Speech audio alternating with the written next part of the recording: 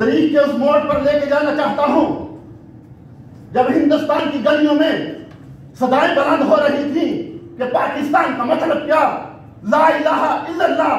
तो उस वक्त भी कुछ ऐसे लोग थे जो कांग्रेस की जोड़ी में बैठे हुए थे, जो कह रहे थे कि हम पाकिस्तान की पैर नहीं बनने देंगे, जो कायदे आज़म को काफिर आज़म कह रहे थे। उस वक्त हमारे बुजुर्गों ने सुन्नी बनात कॉन्फ्रेंस करवाई और ये कहा कि हम पाकिस्तान बनाकर दम लेंगे। वो हमारे ही बुजुर्ग थे और हमारे बुजुर्गों ने और हमारे नौजवानों में फिर कलमा हक बुलंद करते हुए पाकिस्तान को बनाया और फिर पाकिस्तान को बचाने के लिए भी हमने ही कुर्बानियां दी। उनकी दूरंदेशी, उन्होंने उसी वक्त देख लिया था कि हिंदुस्तान में हिंदू और मुसलमान कभी भी इकट्ठे नहीं रह सकते। ये हिंदू दुनिया कभी भी मुसलमानों का खैर हुआ नहीं हो सकता। ये हमारे बुजुर्गों की दूरंदेशी थी कि आज हिंदुस्तान में हिंदुओं ने अपना खेल रचा के दिखा दिया और मुसलमानों के लिए हिंदुस्तान की जमीन तंग कर दी गई। आज मुसलमान सरापा एहतजाज हैं, लेकिन दुनिया में उनकी आवाज सुनने वाला कोई नहीं।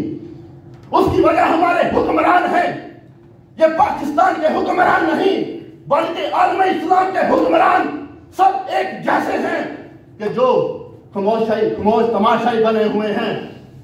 और कश्मीर में देखो, क्या कश्मीर में तुम्हें वो जुल्म नजर नहीं आता कि जहां एक मां के सामने उसके जवान बेटे को कत्ल कर दिया जाता है, एक बूढ़े बाप के सामने उसकी जवान बेटी की इज्जत लूट ली जाती है।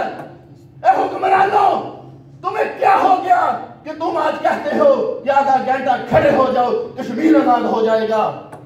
कभी तुम तकरीरें और तहरीरें लिखते हो और कहते हो कि इस तरह कश्मीर आजाद हो जाएगा।